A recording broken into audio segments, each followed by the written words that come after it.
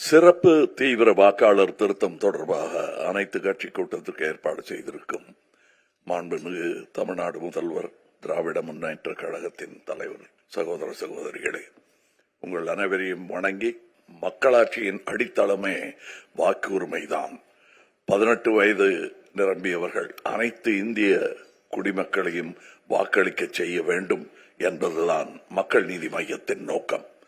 எனவே தகுதியுள்ள ஒருவரின் பெயர் கூட வாக்காளர் பட்டியலிலிருந்து விடுபட்டு விடக்கூடாது. வாக்காளர் பட்டியல் சரிபார்க்கப்பட வேண்டிய அவசியம்தான். ஆனால் சிறப்பு தீவிர வாக்காளர் திருத்தம் ஏன் இவ்வளவு அவசரமாக செயல்படுத்தப்படுகிறது?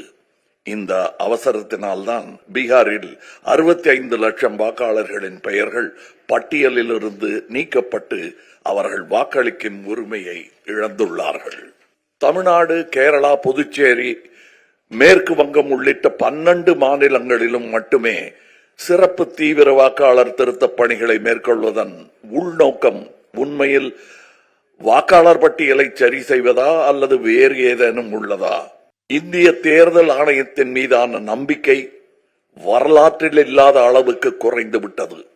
கர்நாடகா, மகாராஷ்டிராவில் வாக்கு திருட்டு சம்பவங்கள் தொடர்பாக எழுந்த நியாயமான சந்தேகங்கள் இதுவரை தீர்க்கப்படவில்லை.